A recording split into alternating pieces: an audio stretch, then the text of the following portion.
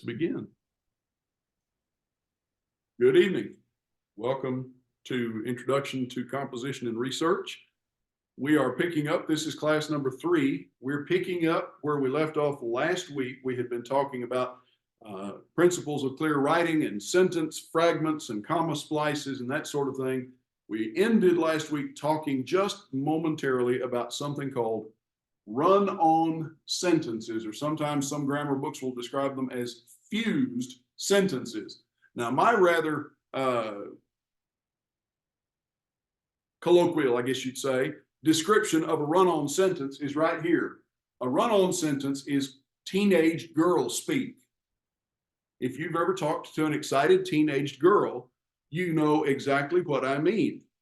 They draw a breath and then they do not stop talking, do not pause for punctuation until they have to breathe once more. The more proper, the actual definition, the more accurate definition of a run-on or a fused sentence is 2 or more independent clauses. In other words, 2 simple, complete sentences joined without a conjunction or punctuation. Now, you remember last week we had talked about joining simple sentences, independent clauses together. Dogs bark and horses trot.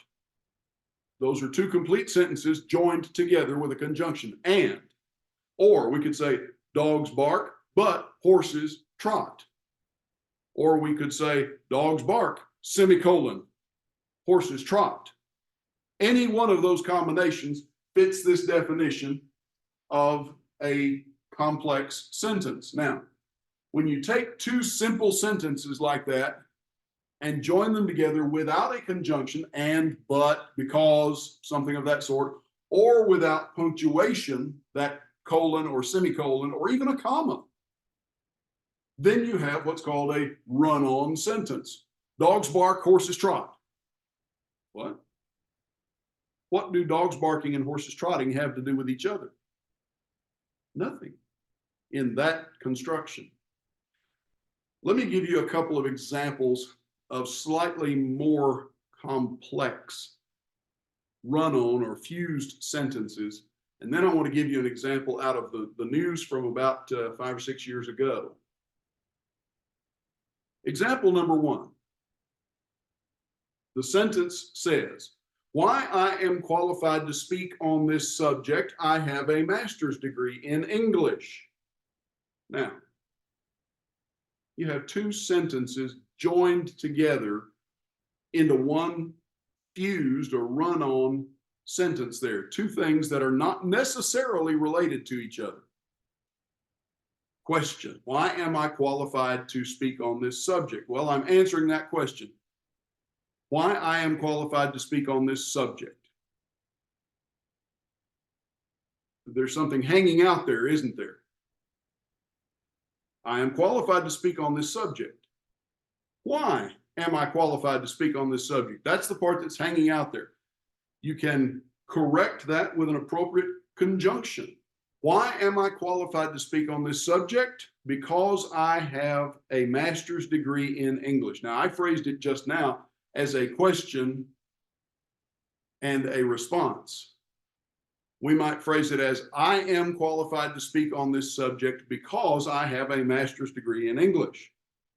Or we might say, I am qualified to speak on this subject, semicolon, because I have a master's degree in English, or I have a master's degree in English. We've taken 2 simple sentences and joined them properly. A run-on sentence, a fused sentence, is 2 sentences improperly joined together. Another example. The sheriff arrested 2 suspects last week. One of them was crippled. The sheriff arrested 2 suspects last week, period. That's a complete sentence. One of the suspects was crippled. That's a complete sentence. These can be independent sentences. They could be joined together with a semicolon indicating that this results from that or this is connected to that. Or we could join them with a simple conjugation. The sheriff arrested 2 suspects last week, comma, and one of them was crippled. But when we fall into teenage girl speak, we run everything together without the proper punctuation, without the proper conjunctions, so that it's understandable, assuming you can listen at hyperspeed like as a teenage girl speaks, but it's not correct. Now, a supplement, and I will send you a PDF copy of this this evening if I remember to.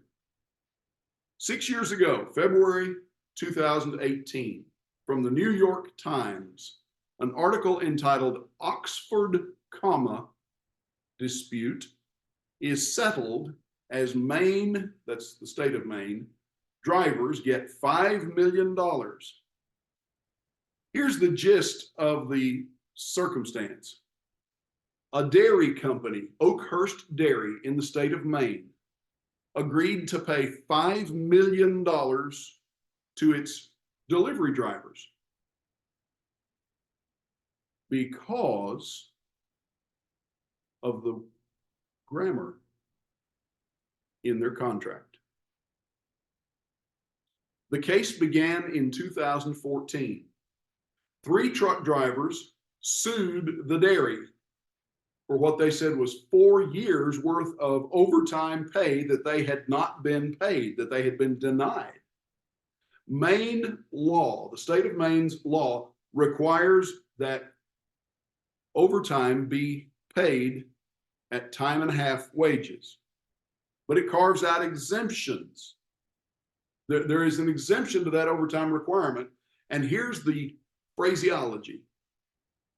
The law says the canning, comma, processing, comma, preserving, comma, freezing, comma, drying, comma, marketing, comma, storing, comma, packing for shipment or distribution of agricultural products, produce, meat and fish products, and perishable foods.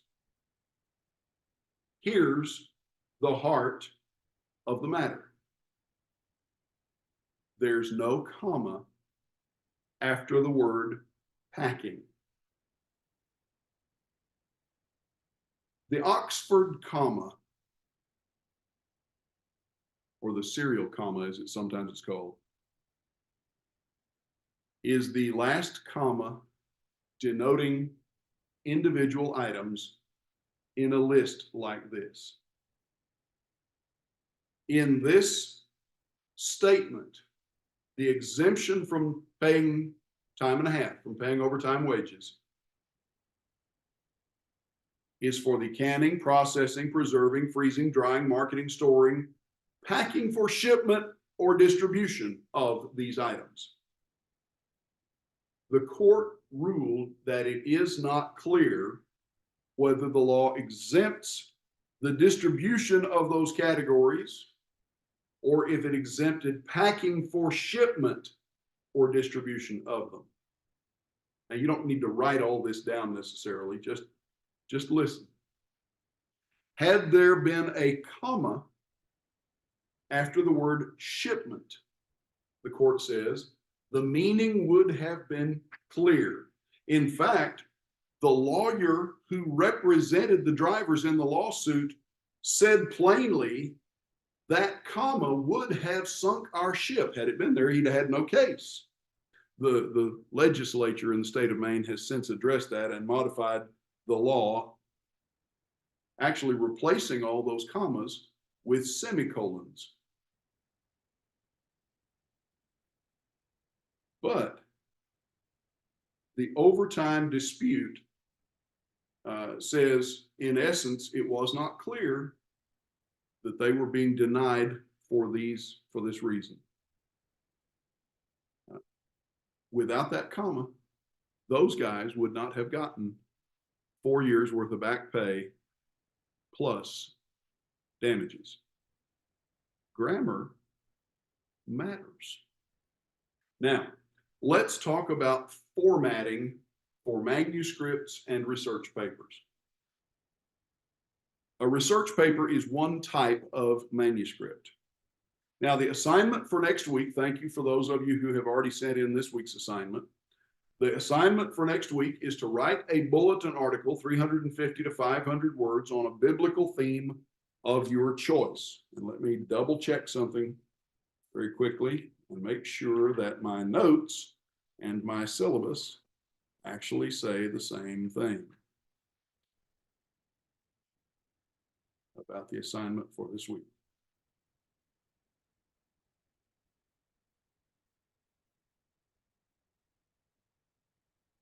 Yes. Okay. Write a bulletin article, 350 to 500 words, basically about 1 page, on a biblical theme of your choice. It can be topical, it can be textual, it should be hortatory in character. That is, it should be an article meant to encourage or motivate. This is due next week. Now, let's talk about some non-standard and some commonly misused expressions. Where did my marker go? I have lost my marker. Not my marbles, just my marker.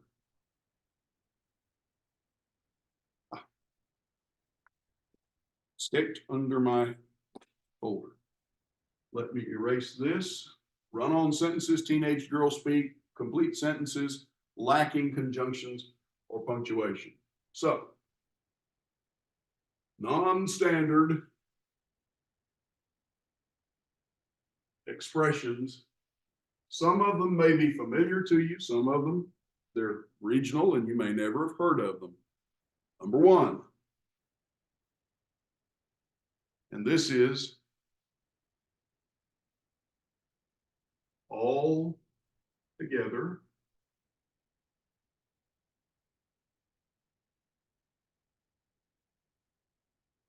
versus all together.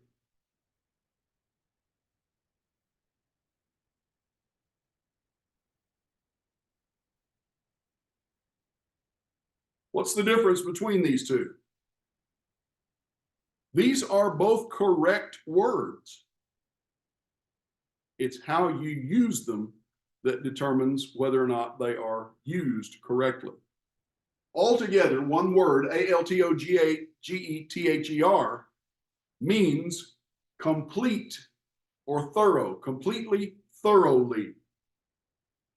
All together, as in Acts chapter 2 and verse 1, means a group, all in one place. We were all together. Now, I suppose you could say we were all together. We were completely all together, but that's sort of redundant. When the day of Pentecost had come, they were, the apostles were, the disciples were all together in one place. They were not all together in one place. Number two, and this you will find is actually very, very commonly done incorrectly. And that's the use of AM and PM, ante-meridian and post-meridian, only with figures or with numbers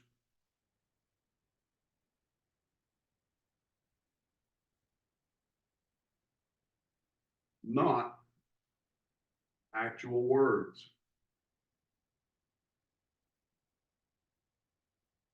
So the correct formation here would be to say 10 p.m. not 10 p.m.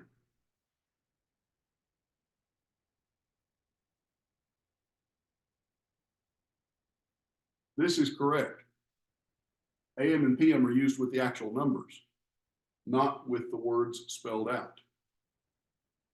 You're going to use the words, you would say 10 in the evening, 10 in the morning, something like that. Now, you will also find that AM and PM or AM and PM are sometimes written without punctuation, without the periods, sometimes not capitalized. These are actually non-standard usages. They have become very, very common, and they're clearly understandable. But this is actually grammatically speaking, this is a non-standard usage because AM and PM actually are abbreviations for ante-meridian, which is basically before midnight, and post-meridian, which is after, or not midnight, noon. Ante-meridian is noon, post-meridian is after noon. So most of the rest of the world has solved this confusion, as it were, by using a 24-hour clock.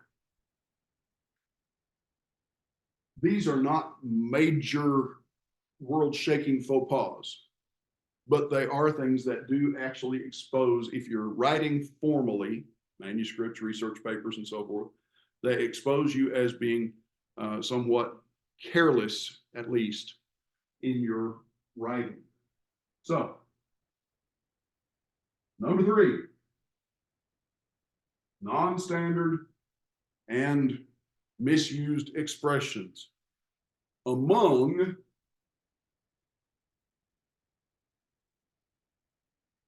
versus between. Start to say in between, but we don't need the in. Among versus between. What's the difference between among and between? Among suggests more than 2 people, a group, a crowd.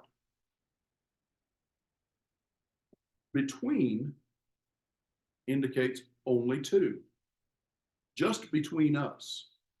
That is, you and me, not you and I.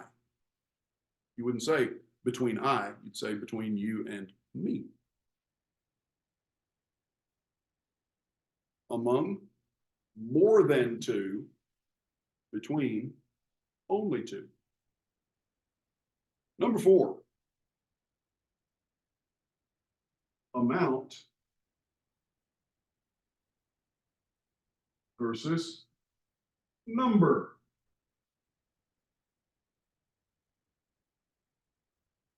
What's the difference between amount and number? Amount describes a bulk or a mass.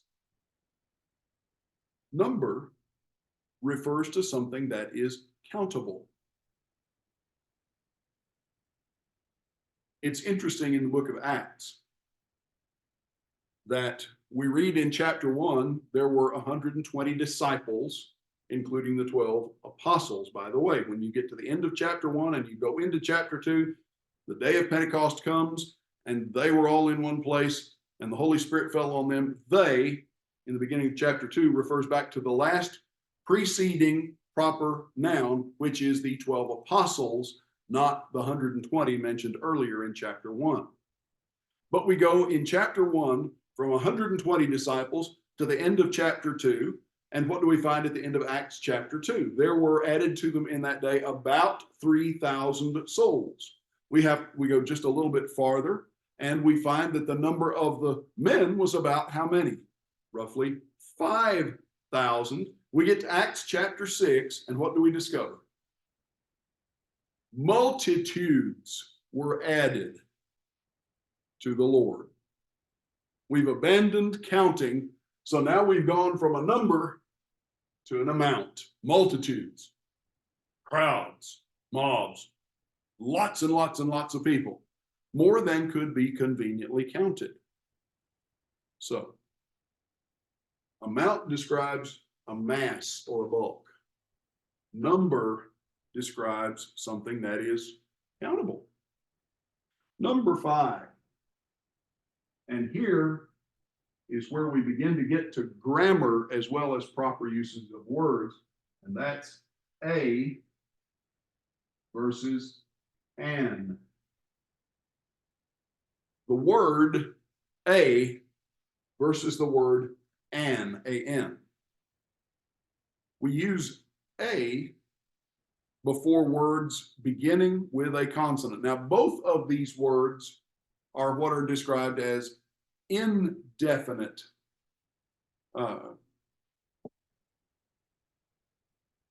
articles. Sorry, I had a momentary lapse there. Couldn't think of the proper word. These are what are called indefinite articles. The definite article, the most common definite article is the. The difference between an indefinite article and a definite article is that an indefinite article refers to something, but does not specify which thing. A car. There is a car in the parking lot. Well, what kind of car? I don't know. It is a car. That's as specific as it gets. Go put my coat in the car. That specifies a specific car. The specifies a specific one. These is the plural, these particular ones. Those is also a definite article. A versus an. We use a, the indefinite article a, before words that begin with a consonant or before words that begin with a long U sound. A car, a dress, a house, a uniform. We use the word an before words that begin with a vowel, an apple, an elephant, an ostrich, an Indian, or before words that begin with a silent consonant, an hour on the clock.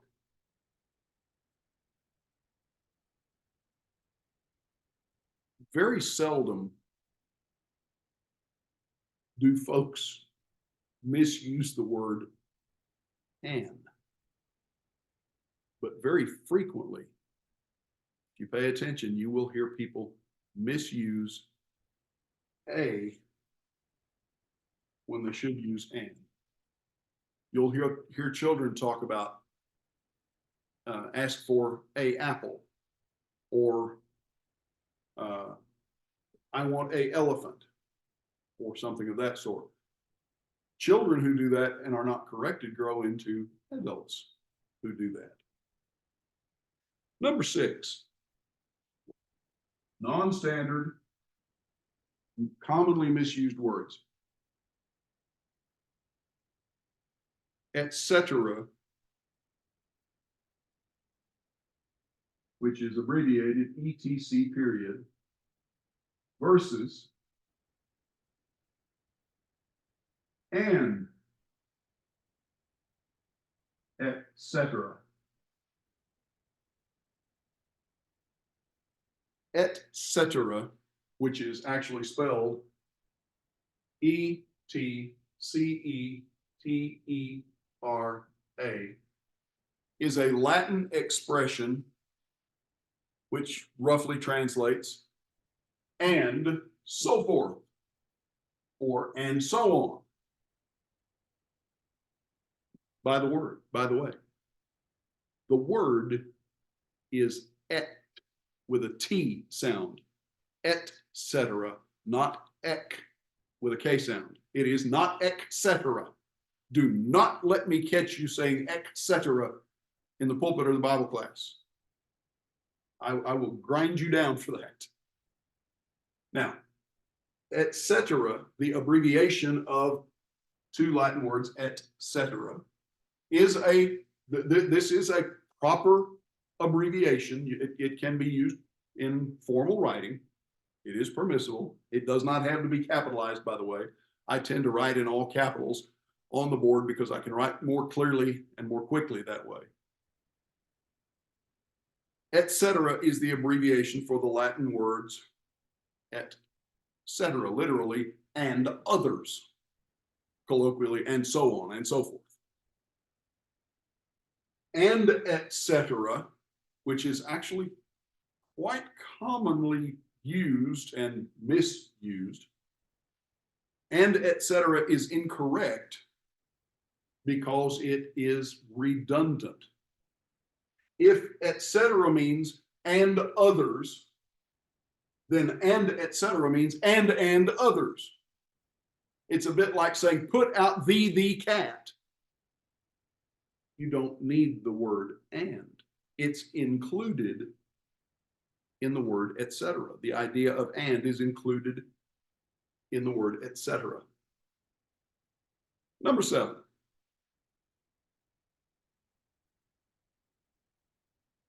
And this one you might find surprising. And/or. Do not use and/or in formal writing. Period, paragraph, end of story. Do not use it. It is not standard. It is a legal term. If you decide to be a lawyer, or if you decide to represent yourself in a court filing. Pause here. What's the old saying about the man who represents himself in court? The man who acts as his own lawyer has a fool for a client. If you decide to go to court, you may use and/or. Do not use it in formal writing. It is explicitly a legal terminology. Number 8, non-standard, often misused expressions. Anyone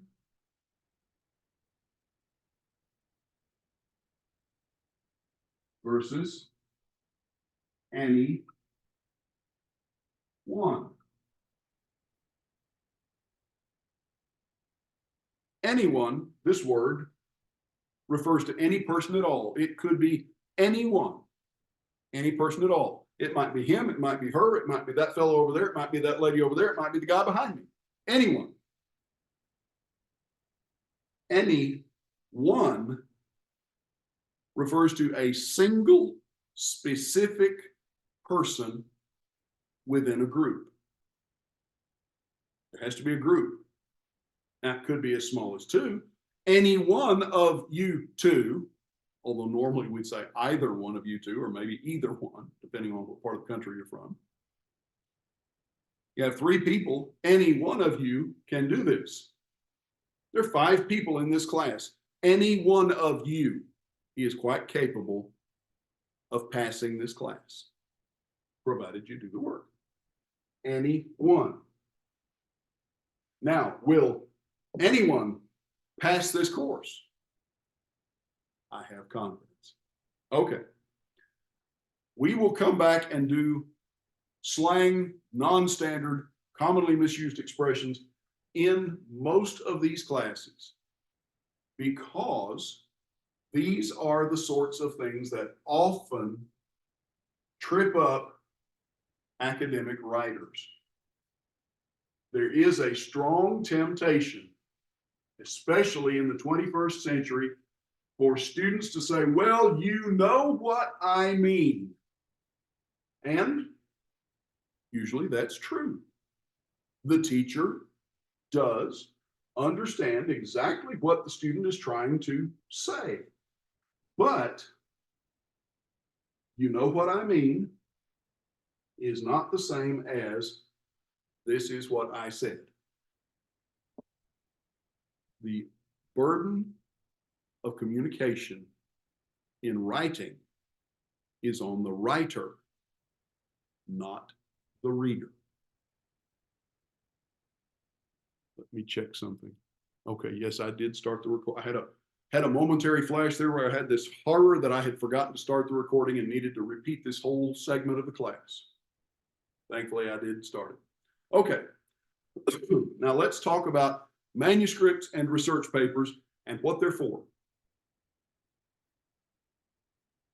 Understand this, when I talk about manuscripts in this class, I'm referring to scholarly writings, articles, chapters written for lectureship books, whole books for that matter, if you want to write books. I'm not talking about works of fiction. I'm not talking about novels and things of that sort. I'm not talking about just a bunch of pages telling a story. I'm talking about formal writing. Now, manuscripts, research papers, sometimes they're called term papers. These all serve three basic purposes for the student. Purpose number one, let's just put this on the board. Purposes for research papers. We'll just limit it on the board to research papers, but this applies to all types of academic writing. Three basic purposes. Number one purpose for manuscripts and research papers. For the student to find, collect, evaluate, and digest. Find, comma, collect, comma, evaluate, comma, and digest information on a specific topic.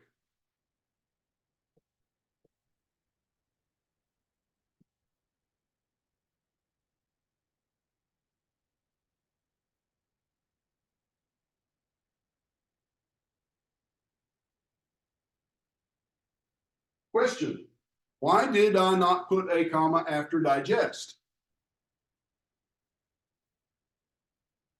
Why did I not use an Oxford comma here? Because that conjunction and makes it unnecessary. This series of words in this format tells you that all four of these activities, all four of these verbs apply to information on a specific topic. So, purpose number one, for a research paper, a manuscript, a term paper, is for the student, or in the case of a formal writer, the writer to find, to collect, to evaluate. And here is the downfall oftentimes in academic writing for many, many students, the failure to evaluate and then digest information on a specific topic or theme, and then, let's change this period to a comma, and then do what? Adapt it.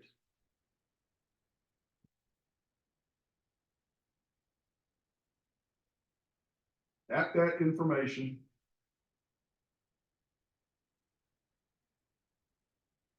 for presentation.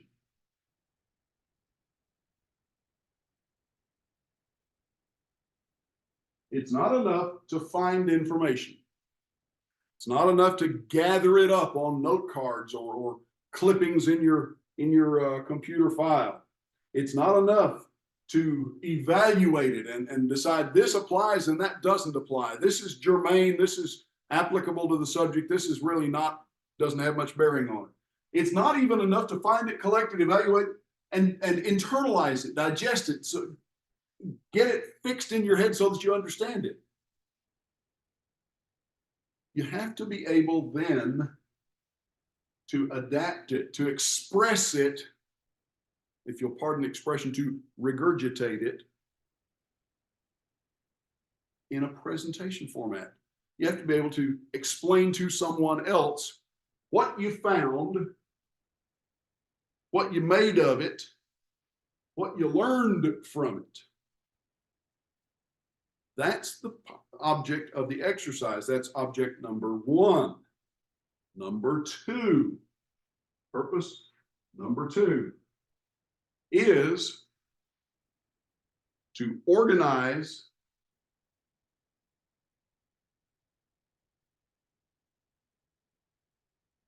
and present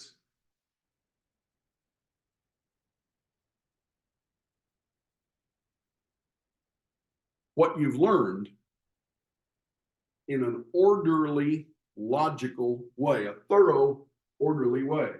Organize and present what is learned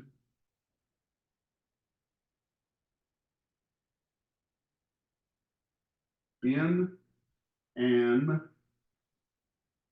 not a orderly and thorough way.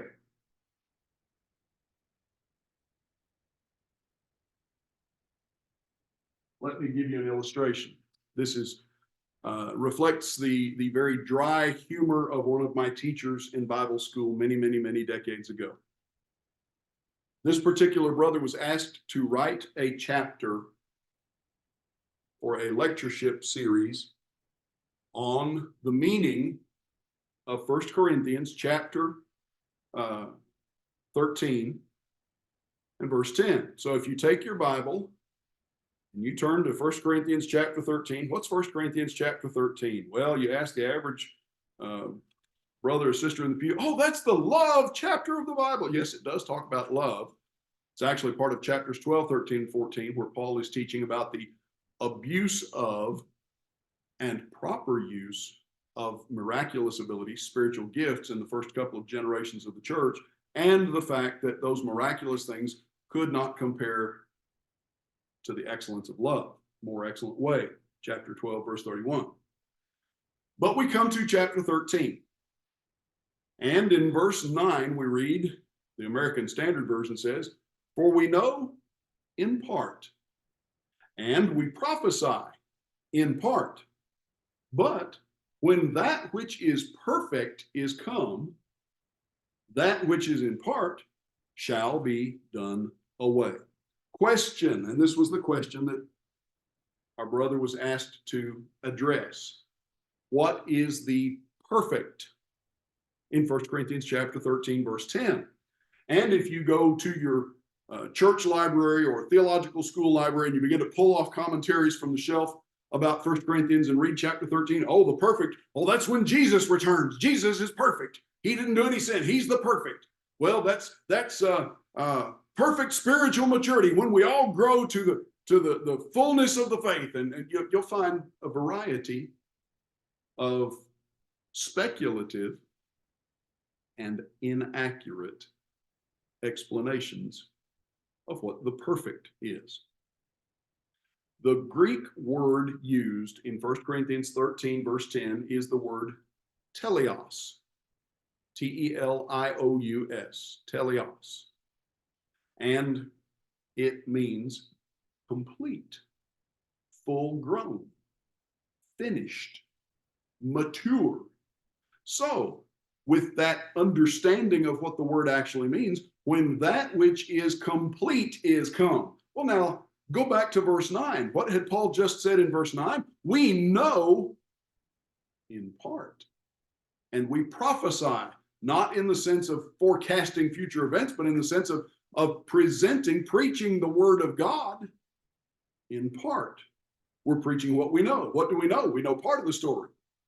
But when that which is perfect, mature, complete, full grown, finished is come, that which is in part. There's a contrast here. Do you see it? Partial versus complete. What do we have over here? Partial knowledge, partial prophecy or preaching. What is the opposite of that? Complete knowledge, finished, mature knowledge, finished preaching, complete, mature preaching. That's the contrast.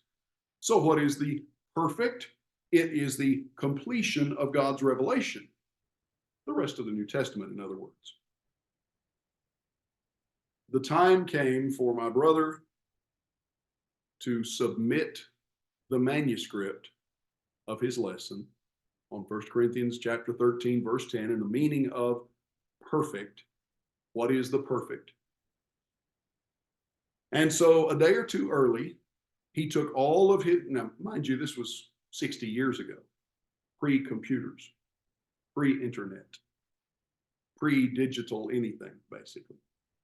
He took all of his note cards and scribbled notes and quotations and bits of paper and so forth, and jumbled them all together and wrote a little note, dear brother so-and-so, here is the sum of my research, put a staple right in the big middle of it, dropped it in an envelope and mailed it to the publisher. The publisher receives this envelope, opens it, dumps out all of this and goes, oh my goodness, what in the world is this? A week later, for the due date, the brother now sends in an identical envelope the completed, properly formatted chapter with a little note attached that simply quotes 1 Corinthians chapter 13 and verse 10. When that which is perfect is come, here's the finished product. That which is in part, the joke that I sent you last week, shall be done away. Object number two, purpose number two for a research paper is to organize and present what you learn in an orderly, thorough way. Purpose number three. Purpose number three is to move, metaphorically speaking, the reader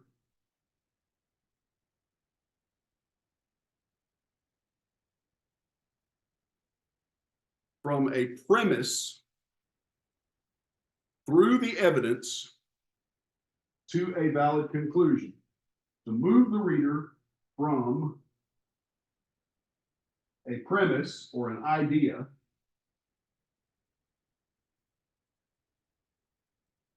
through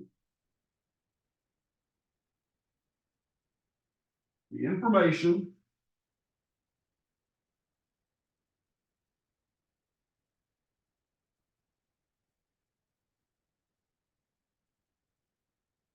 to a valid conclusion.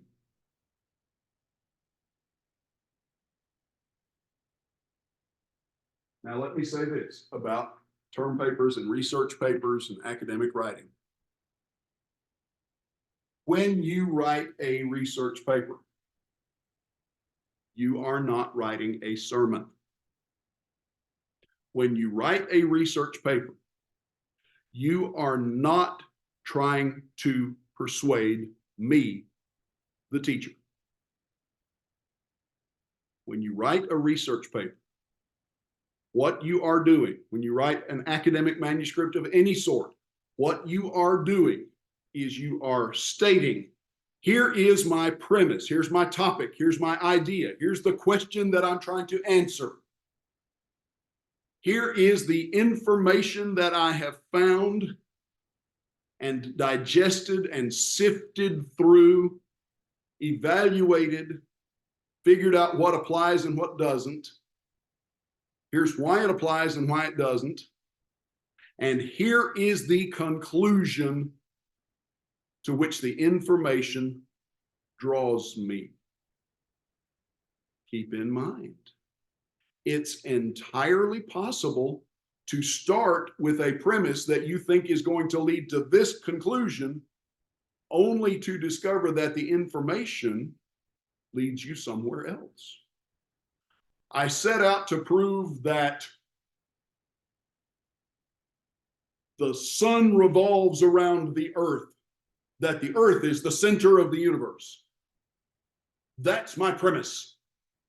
We live in a geocentric universe. So I began to research and study. And what did I discover? Lo and behold, the sun does not revolve around the earth. The earth revolves around the sun. It's a heliocentric galaxy, a heliocentric solar system, not geocentric. My premise was wrong. Therefore, here's my conclusion. My premise was wrong. Here are the facts. It's entirely possible that in a research paper, you find, you collect, you evaluate, you digest information on a specific topic and adapt that information to presentation. You organize it, you present it in an orderly, thorough way, and the valid conclusion you come to is, I was wrong. That can happen. The honest student will admit that's what happened. Now, let me erase all of this and let's talk about some pitfalls, some errors, some mistakes to avoid in the matter of academic writing. And the very first one has been in the news in a big way in just the last 6 weeks or so. You will recognize it as soon as I mention it. And I will mention it as soon as I am finished erasing the board. There we go. Pitfalls or errors to avoid.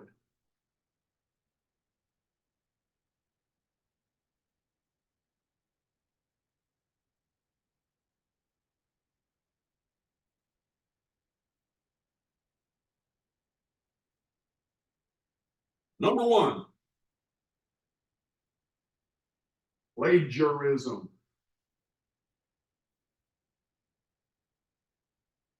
Plagiarism is theft, and theft is a sin. This is the most common breach of ethics that students make in writing manuscripts and research papers. The word plagiarism comes from a Latin word that means to kidnap.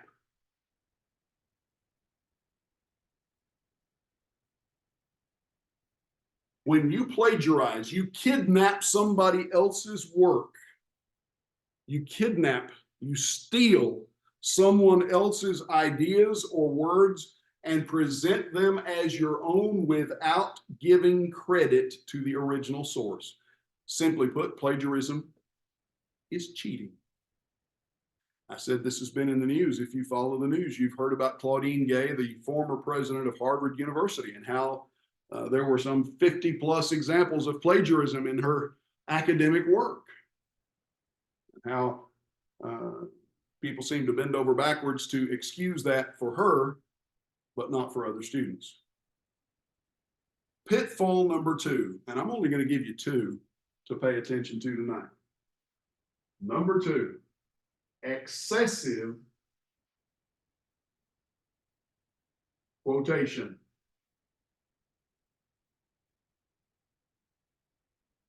If you read the preface or the copyright notice in many academic books, you will find some statement, let me see if I can find an example of it here, that says, in essence, this book may be quoted for academic purposes but within limits. In Williams' textbook that we're using, Style and Grace, you look at the information page, the data page, and at the bottom it says copyright 2000 by Edison Wesley Educational Publishers Incorporated, all rights reserved. No part of this publication may be reproduced, stored in a retrieval system, or transmitted in any form or by any means, electronic, mechanical, photocopying, recording, or otherwise, without the prior written permission of the publisher, granted in the United States, et cetera, et cetera. Oftentimes, you will find an addendum or an addition to such a statement that will say limited quotations are permitted. Now, I happen to have an American Standard Version of the Bible right here before me, and it does not include that sort of statement, as I recall.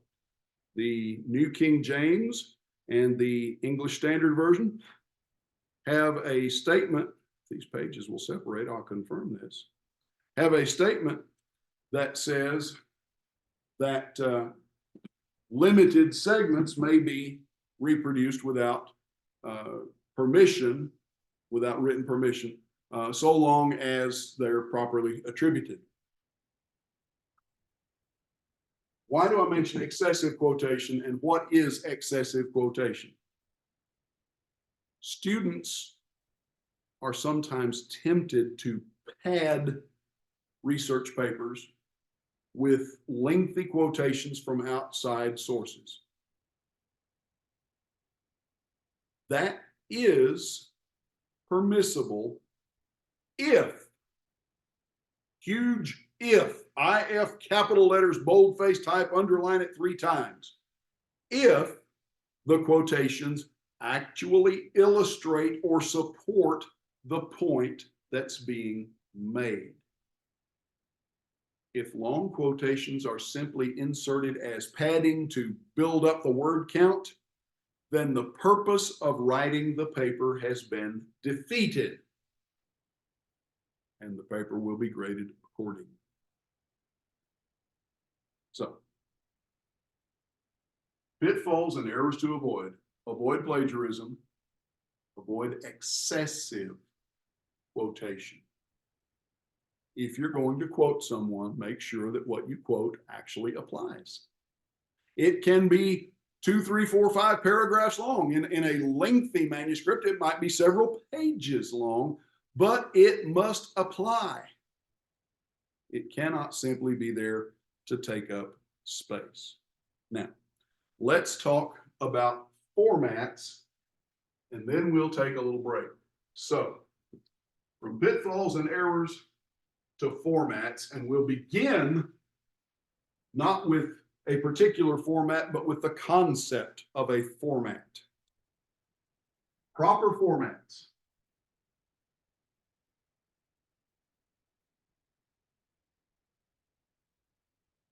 You may recall in a previous class that I mentioned several different formatting methods: Turabian or Chicago Manual of Style, Modern Language Association, MLA, the American Psychiatric Association, APA, or the Society of Biblical Literature, the SBL standards of documenting and formatting. We'll get to those. A format is simply a set of rules or guiding principles to ensure uniform presentation of information. So it doesn't matter if we're talking about Turabian or MLA or APA or SBL format. The same 3 points apply. Point number one about formatting. Formats organize the information into a readable form.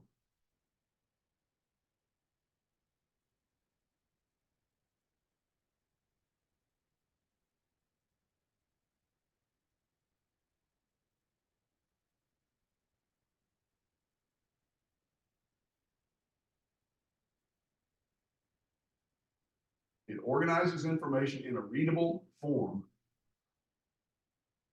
It's not like the illustration I gave a moment ago, the partial It's not just a random assortment of notes and scratches and so forth. Number two, purpose number two for a format. It directs the reader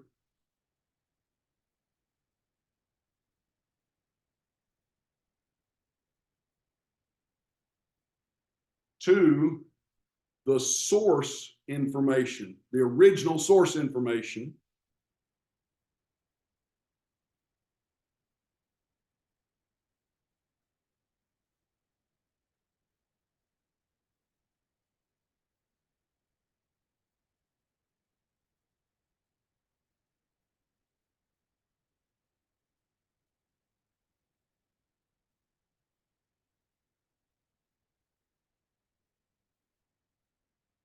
and number three, that is, it directs the reader to the original source of information on which the paper is based.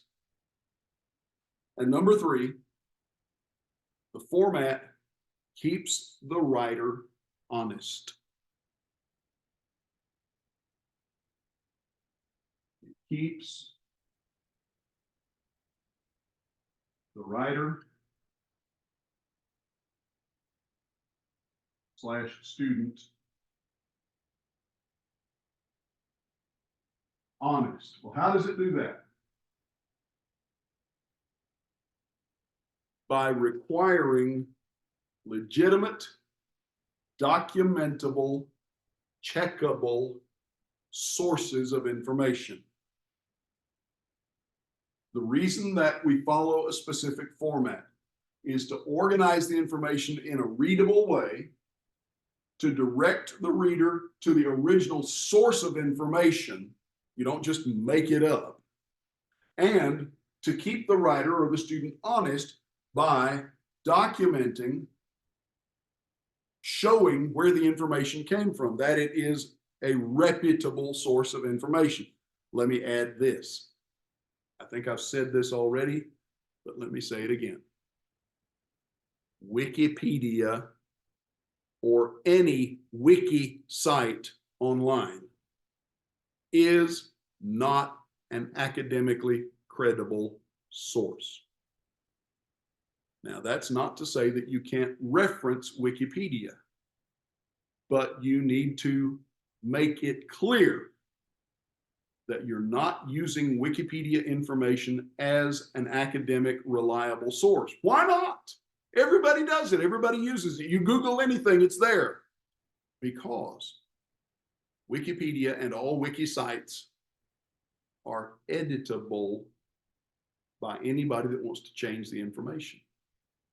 So when you go into Wikipedia and you say, well, you know, this information about the church is not accurate, and you log in and you correct it, then Joe Schmo over here, who hates the church and hates religion and hates the very idea of God, comes back and says, no, I'm going to change that back.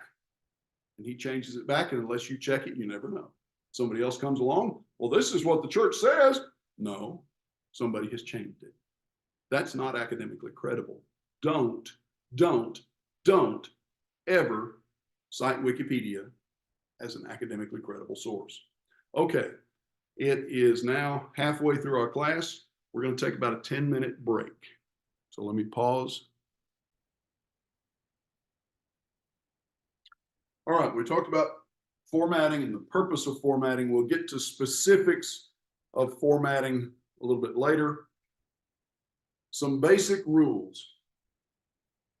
Basic rules for manuscripts and research papers. And this is just, consider this general information. This is common pretty much to all specific formats and requirements. Some of you will probably do this without even thinking of it. And for some of you, it may be all new. Depends on your background, I suppose. 4 basic rules. I'm not going to put these on the board. They're very simple. Basic rules for manuscripts and research papers. Number 1, when you write a formal paper, print on one side of each page. You don't print both sides, just one page, one side per page. Standard 8.5 by 11 white paper.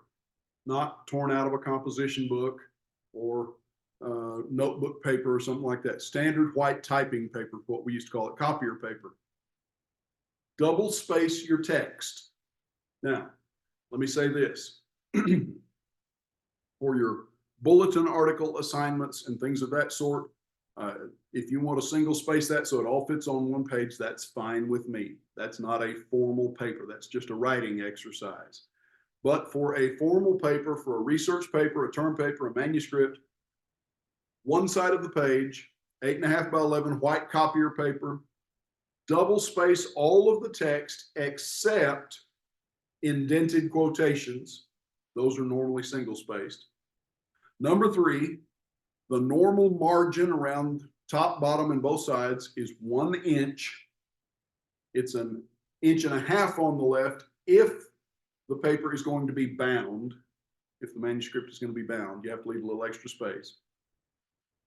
Number 4, note cards, also called index cards, are used to contain your bibliography and footnotes or endnote sources, and that information should include. Now, I will put this on the board. For note cards,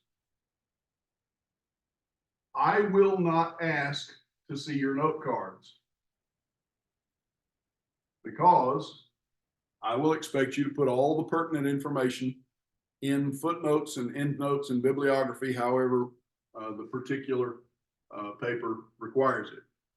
But the information you need to gather on your note cards, or if you do it digitally in your digital filing system, number 1, you need the author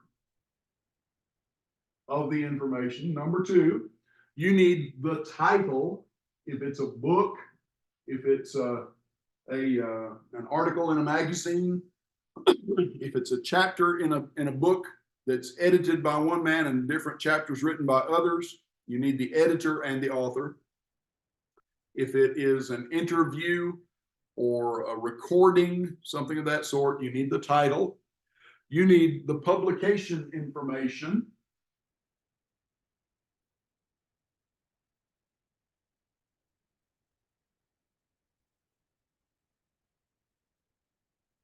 And that would include the publisher, the city where it was published, the date it was published. You need the pages that you're referring to, page numbers. If you're quoting, you need the specific page where the quotation is found.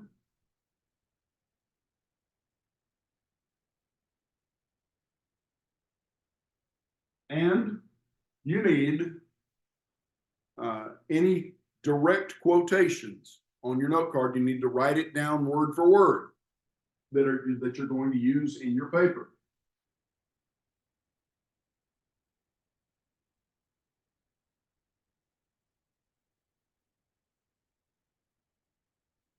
Now, having said that, there are other ways of referencing specific information. You may quote directly. You may say, in the book, XYZ to ABC, author Chad Hodgkinson says XYZ to ABC, and that would go in quotation marks. Or if it was a lengthy quote, it would be indented, single-spaced, and its own separate paragraph. In that case, by the way, it does not need quotation marks at the beginning and the end, because that indentation and single spacing shows that it's a quotation mark, or a quotation, a direct quotation. However, you may choose not to actually quote word for word, verbatim, what the author says, but to summarize in your own words what the author says. In which case, you still need to give the page numbers and the publication information and the author and the title and so forth, but you need to make it clear that this is your summation or this is your assessment of what the person says. Now, what should be footnoted or endnoted? The following information should be referenced either in footnotes or in endnotes. Number one, every direct quotation should be either footnoted or endnoted. Number two, what we were just talking about, all paraphrased information from an academic source, unless it is something that could be considered common knowledge. And you have to use your judgment on that a little bit. But if it is something that seems to be obvious to everyone who writes on this subject, then it's not necessary to try to footnote everybody that ever said something about this. Now, a couple of additional rules for writers. Number one, keep your quotations brief. Unless there is a compelling reason to quote 6 pages of Joe Schmo's doctoral thesis on the physics of nanoparticles in Sheldon Cooper's research, keep your quotation brief. If there's a reason to quote all of that, that's fine, but you have to show how that relates, how that's necessary. Number two, use a lead-in to introduce material or information from a specific source. Don't just stick it in there without any context.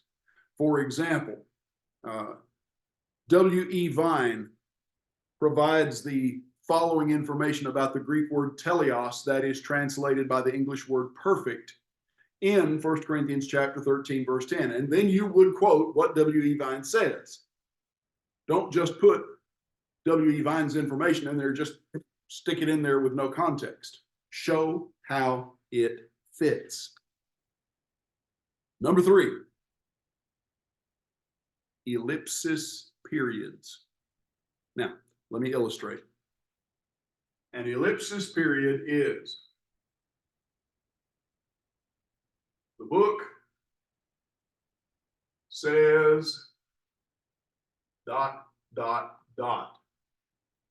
That triple period is what's called an ellipsis.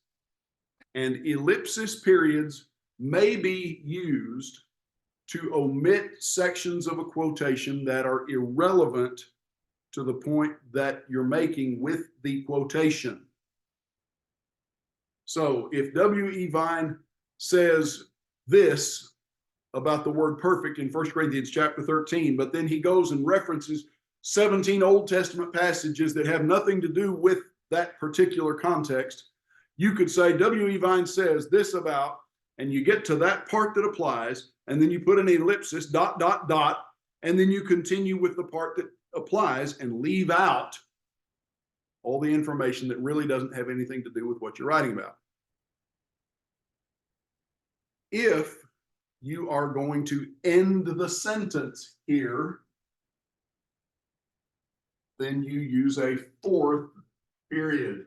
That shows the end of the sentence. It shows A, that the quotation is not complete because that ellipsis says there's more to it in the source, but that fourth period says this is the end of what I'm going to say about it. It's the end of the sentence. Now, what if, pardon me,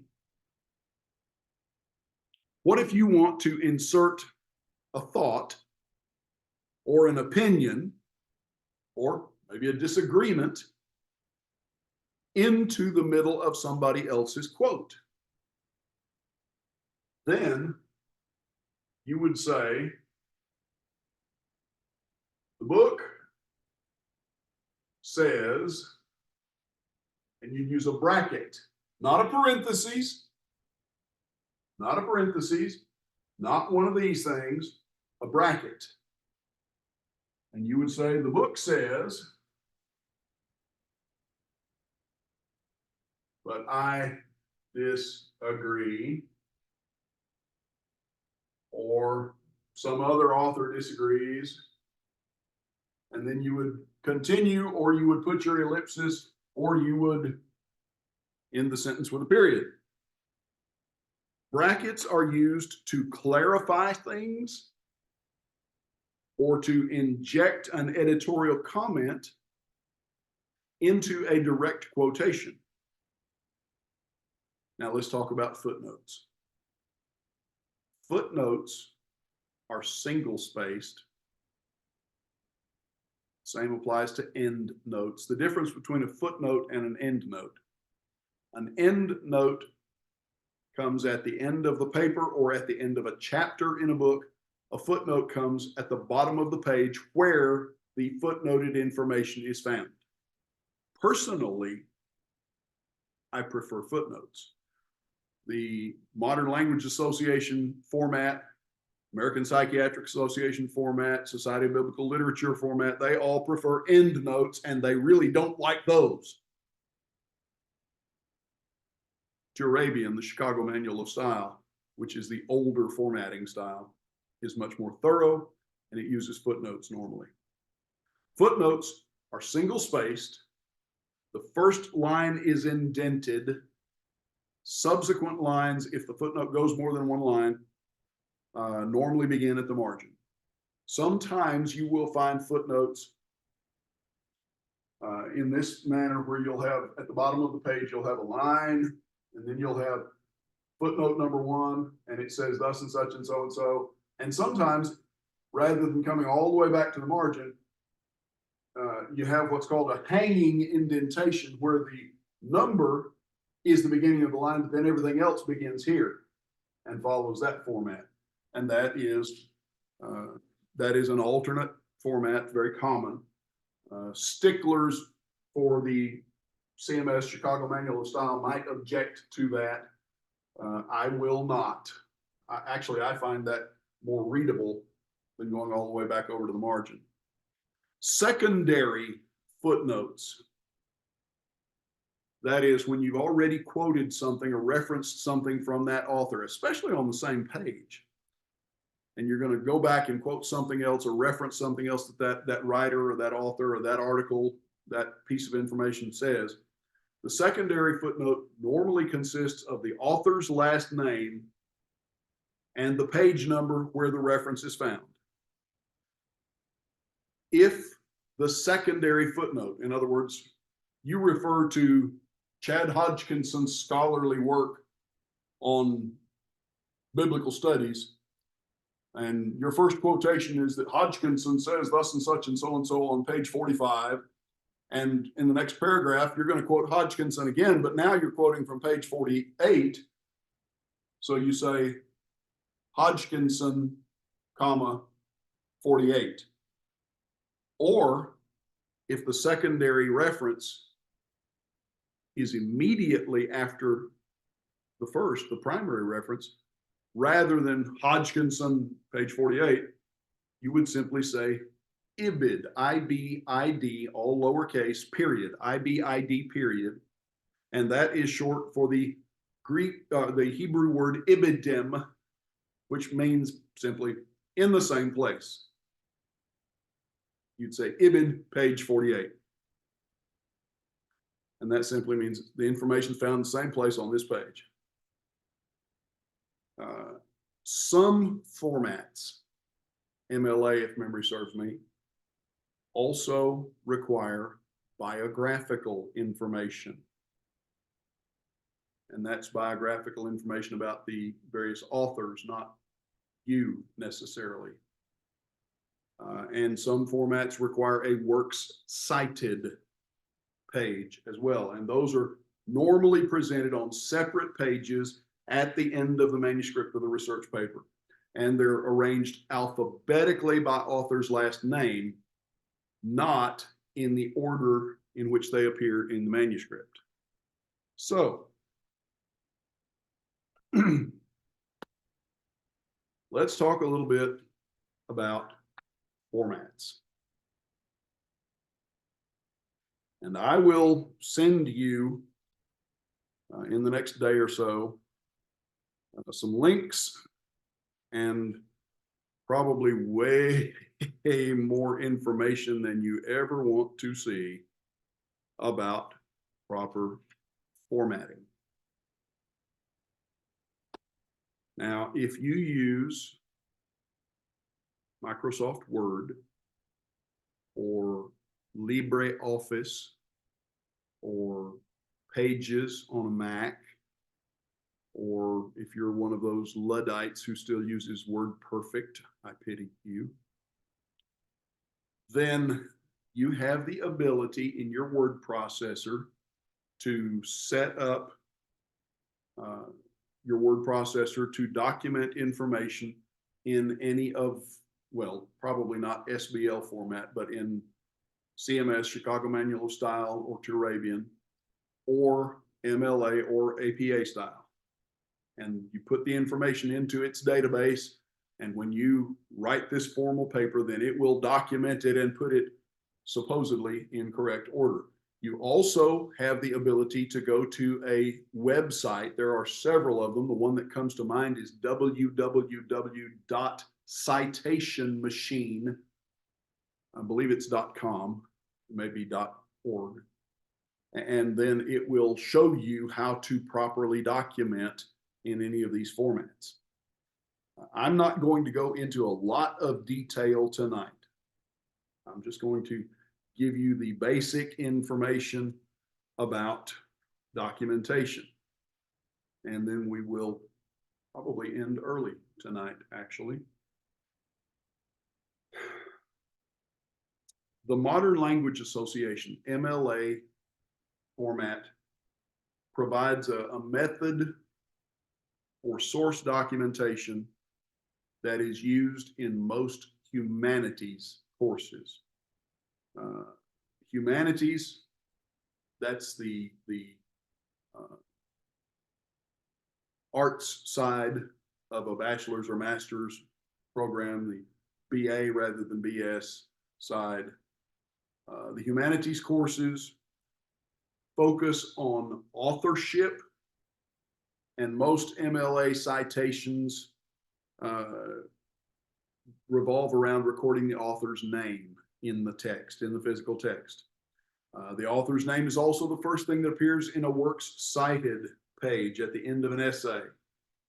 The Modern Language Association updates and revises its format every couple of years. I think they are now, I believe, in their 8th or 9th edition. I may be mistaken about that. The last one I have, I think, is the 7th format.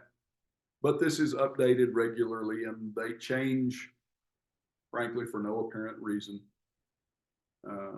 But they have a distinct, defined format. And I'll give you some basic information about formatting.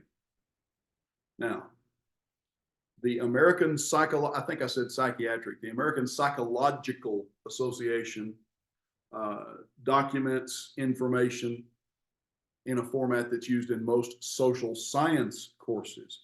Humanities would be English majors and history and so forth. Social sciences would be psychiatry, psychology, medicine, and so forth. The social sciences places emphasis on the date that a work was created. And so the focus of APA citation is on the age or the date, and including that information in what you're writing. The date is usually immediately after the author's name. So it would say March, Christopher, 2024. And the APA manual is now, I believe, in its 6th edition. The Chicago Manual of Style, CMS, this goes back to Kate Turabian, is the mother, basically, of the Chicago Manual of Style. And it includes two complementary systems for citation. One is a notes and bibliography system, and the other is an author and date system.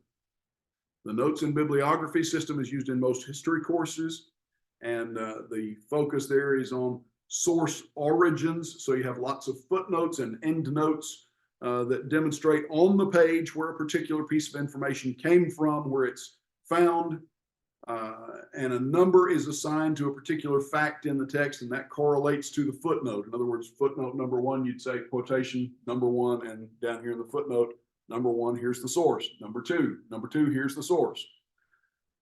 The Chicago Manual of Style has been around longer than all of these others.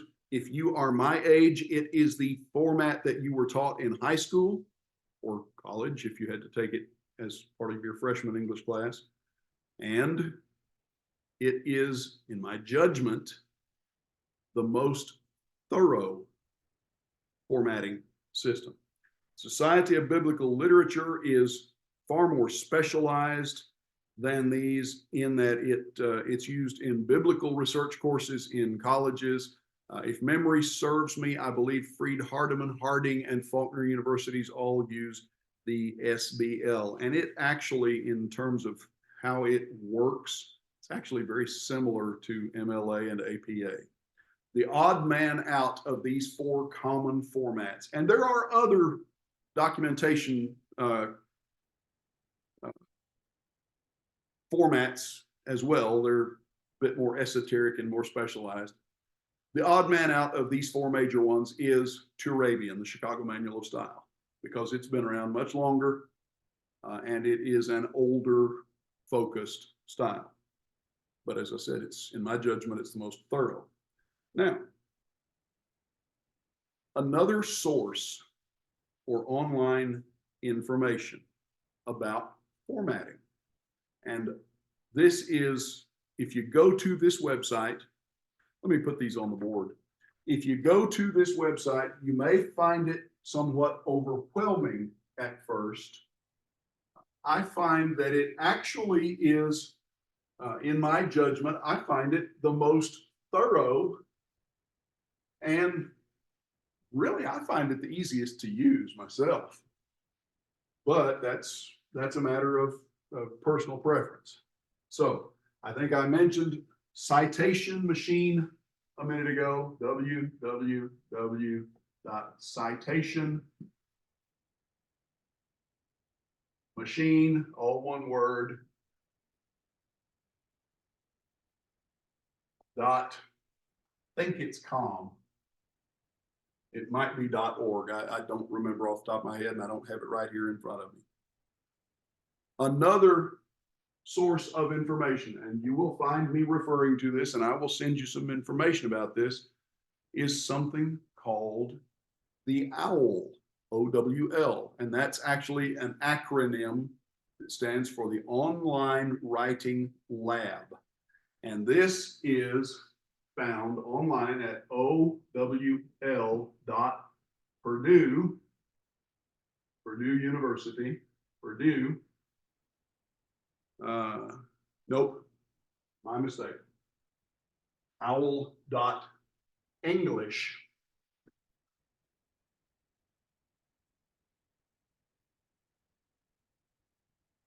Purdue.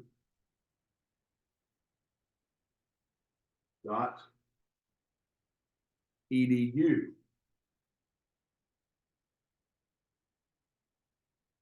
When you go to the OWL, to the Online Writing Lab at Purdue University, as I said, you may be overwhelmed. It is huge in terms of the volume of information that it makes available. Here is the printout of the information from 2016, 8 years ago, and the short form was 26 pages long about the Chicago, and this is just Turabian, just the Chicago Manual of Style. Now, from just a few days later, the long version of the same information, 58 pages. But this also includes differences. No, this is the Modern Language Association information, 58 pages, and it's quite extensive. The American Psychological Association, 64 pages of documentation instructions about these various formats. So,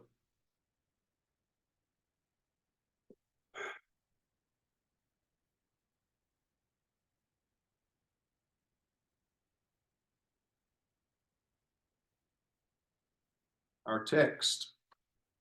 Have you got the textbook yet? Do you have it in hand? Okay, I see one person nodding. Let me direct you to the text just briefly. I want to introduce a couple of things from the text.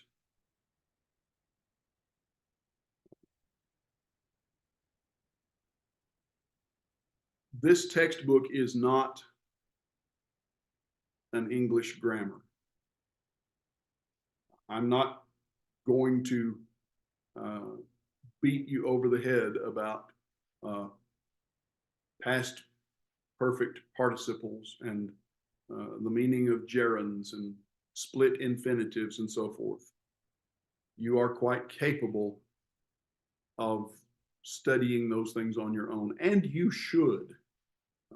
The late Brother Guy N. Woods, who was not just a tremendous gospel preacher and scholar, also an attorney by trade and training, Brother Woods used to make it his practice every year to select a college freshman English textbook and work his way through it, doing the exercises, reading the information, in order to sharpen and to keep sharp his analytical ability and his ability to write and read, for that matter, with understanding and accuracy. Williams is focused on clear, accurate, concise writing. When we reflect on what we do, he says, it makes us self-conscious. Sometimes that can paralyze you. And this is the object of this class is not to paralyze you, not to get you so worried and fuzzed up about your grammar that you can't write anything for fear of making a mistake. The principles that we'll be looking at in our text have to do not so much with how you write, but how you rewrite. And that's something that is no longer taught in most public school education. Now, we'll talk about subjects and verbs, nouns, active versus passive, clauses, prepositions, coordination or conjunction. We'll talk about number, plural versus singular. We already have to some degree. But we're also going to talk about how you put these words together so that what you write is clear rather than muddy. Now, style's a choice. How you write determines how a reader gets from the beginning of the sentence to the end. You have different readers. Someone who reads what you write may have a college degree and may be a ready reader. Now, having said that, I am continually astonished by the number of people I know who have bachelor's and master's and even terminal PhD degrees who lack the ability to express themselves clearly and succinctly in speech, much less in writing. I cannot help but wonder, how in the world did this individual ever attain this college degree, given their lack of writing or speaking skill? That is not a reflection on the worth or the intelligence of the individual. That's a reflection on the, frankly, pathetic state of actual education in the Western world today. Your job as a reader, as a writer rather, is to help your reader get from the beginning of what you write to the end, from the beginning of the sentence to the end, without feeling that they're stumbling or slogging through wet mud. And yes, I'm paraphrasing some of what Williams says. Writing is serious business. It's meant to create in the mind of the reader the information, the image that exists in the mind of the writer. You cannot hope to accomplish that purpose if you ignore the understandable, reasonable, logical, predictable questions and objections that a reader is likely to raise.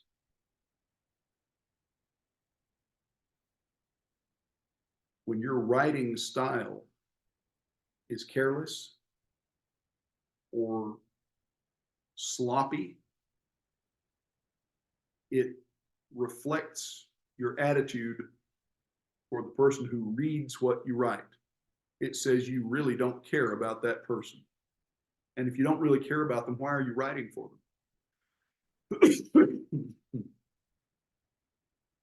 Now, there are some excellent examples in the first chapter of Williams' book about understanding style. And I'm not going to take the time to read these. I would encourage you to read them and assess them, understand the point that he's making. But I want to make this point. In the American Revolution, Thomas Paine wrote a little pamphlet called Common Sense. And what made Common Sense a vastly reprinted pamphlet was the fact that Paine wrote in simple, direct language. He wasn't writing in academic speak. He wasn't writing in stilted, awkward language. English is a vacuum cleaner language. The entire vocabulary of the official French language fits in a dictionary roughly the same size as Williams' little book. Williams' book, my edition of it, which is the 6th edition, I think, is 300 pages. And it's a small format book. The entire vocabulary of the official French language fits in a dictionary about this size. Now, if you have a Webster's Unabridged Dictionary on the library shelf in your house, it's a book about 2 inches thick, and it's about 9 inches tall and about 7 inches wide. It's a big, thick, heavy book.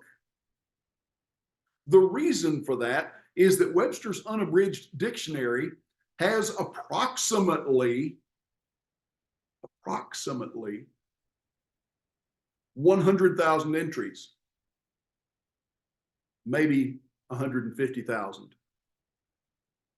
The average American English speaker has a working vocabulary, number of words that we use or recognize or at least can understand from their usage.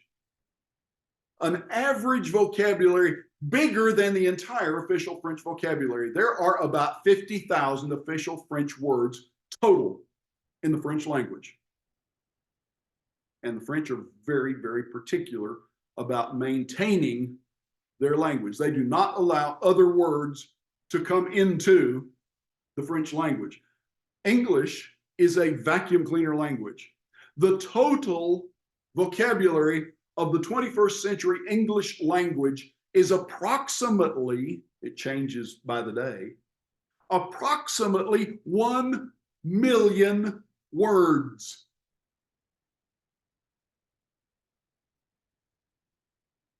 The reason is that the English language vacuums up out of other languages words and anglicizes them and makes them our own. There are words in the English language whose roots are Greek, ancient Greek, whose roots are Hebrew, ancient Hebrew, whose roots go back to Latin. In fact, much of English grammar and syntax is rooted in ancient Latin. Much of English vocabulary is rooted in Latin words. But English also vacuums up German words, French words, Spanish words, Arabic words. Alcohol comes from Arabic. Asian language words. English is a vacuum cleaner language. The vocabulary is constantly increasing, constantly changing. Gay no longer means happy in the English language. Because of that, we have an enormous assortment of words at our disposal. And sometimes it can be very tempting to show off that vocabulary. Keep it short. Keep it simple. Keep it plain. Nothing wrong with using all those words, but don't use them just for the sake of using.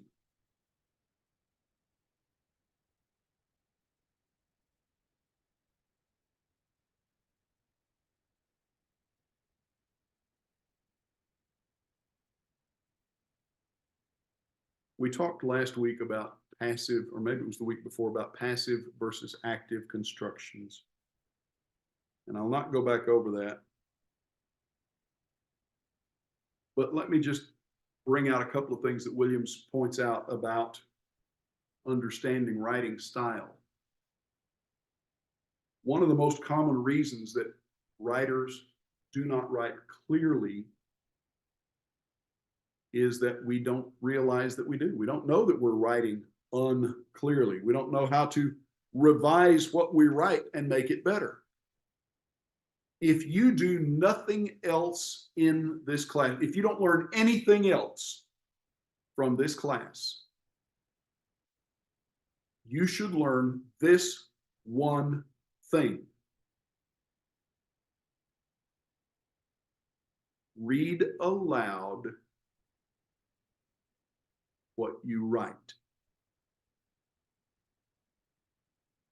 Whether it's a one-page bulletin article or a 15-page research paper or a 500-page manuscript for a book.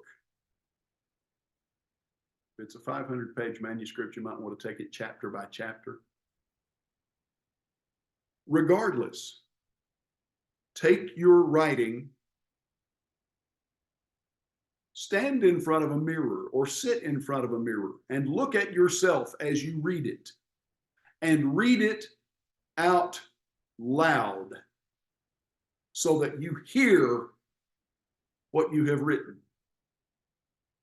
And as you read it out loud, you will find things that you need to change, things that you need to correct, things that you need to rephrase, things that you need to simplify. And if you will do that, follow through and rephrase and correct and simplify after you have read it out loud, you will become 1,000% better writer. You'll also become a more careful, analytical thinker and reasoner, but that part's free. Now, Sometimes writers will use complex language, complicated language, uh, large, esoteric, obscure words, and so forth, not because they understand those things, but because they think it makes them sound knowledgeable, smart. Complexity creates confusion. It doesn't make you sound smart. It makes you sound pretentious. It makes your writing challenging and usually boring to read.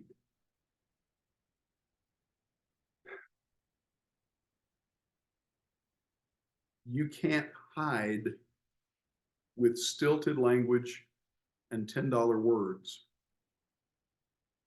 what you don't know about.